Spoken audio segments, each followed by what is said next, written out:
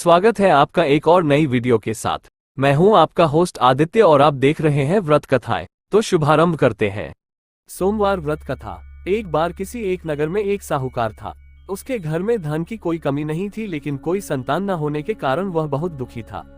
संतान प्राप्ति के लिए वह हर सोमवार को व्रत रखता था और पूरी श्रद्धा के साथ शिव मंदिर जाकर भगवान शिव और माता पार्वती की पूजा करता था।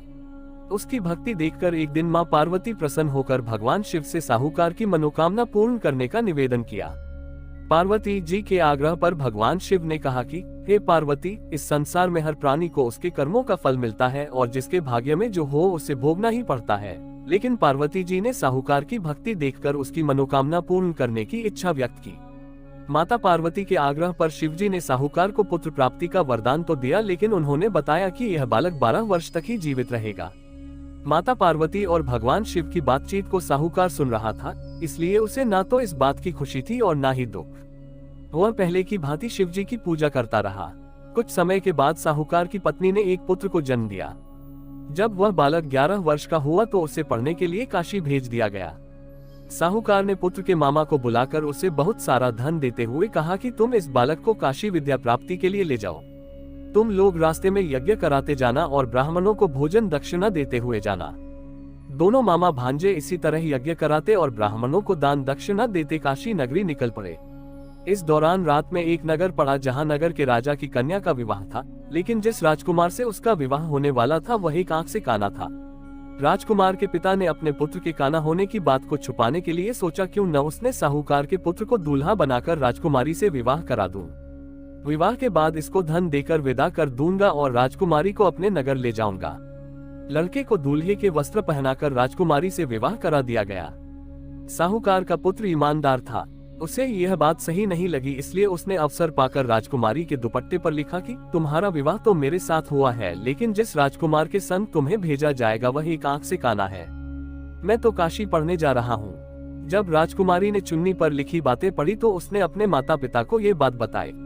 राजा ने अपनी पुत्री को विदा नहीं किया, फिर बारात वापस चली गई। दूसरी ओर साहूकार का लड़का और उसका मामा काशी पहुंचे और वहां जाकर उन्होंने यज्ञ किया। जिस दिन लड़का 12 साल का हुआ उस दिन भी यज्ञ का आयोजन था। लड़के ने अपने मामा से कहा कि मेरी तबीयत कुछ ठीक नहीं है। मामा ने कहा कि तुम अंदर जाकर आराम कर लो। शिवजी के वरदानुसार कुछ ही देर में उस बालक के प्राण निकल गए। मृत भांजे को देख उसके मामा ने विलाप करना शुरू किया। संयोगवश उसी समय शिवजी और माता पार्वती उधर से जा रहे थे। पार्वती माता ने भोलेनाथ से कहा, स्वामी, मुझे इसके रोने के स्वर सहन नहीं हो रहा, आप इस व्यक्ति के कष्ट को अवश्य दूर करें।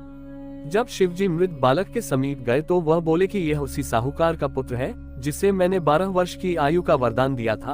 अब इसकी आयु पूरी हो चुकी है, लेकिन मातृ भाव से विभोर माता पार्वती ने कहा कि हे महादेव, आप इस बालक को और आयु देने की कृपा करें, अन्यथा इसके वियोग में इसके माता पिता भी तड़प तड़प कर मर जाएंगे। माता पार्वती के पुनः आग्रह पर भगवान शिव ने उस लड़के को जीवित होने का वरदान दिया। शिवजी की कृपा से वह लड़का जीवित हो गया। शिक्षा पूरी करके लड़का मामा के साथ अपने नगर की ओर वापस चल दिया।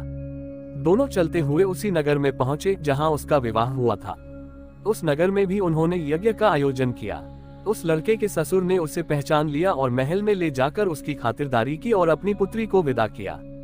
इधर साहूकार और उसकी पत्नी भूखे प्यासे रहकर बेटे की प्रतीक्षा कर रहे थे। उन्होंने प्रण कर रखा था कि यदि उन्हें अपने बेटे की मृत्यु का समाचार मिला तो वह भी प्राण त्याग देंगे, परंतु अपने बेटे के जीवित होने का समाचार पाकर वह बेहद प्रसन्न हुए।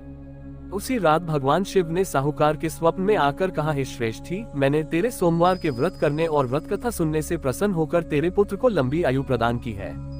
इसी प्रकार जो कोई सोमवार व्रत करता है या कथा सुनता और पढ़ता है उसके सभी दुख दूर होते हैं और सभी मनोकामनाएं पूर्ण होती हैं।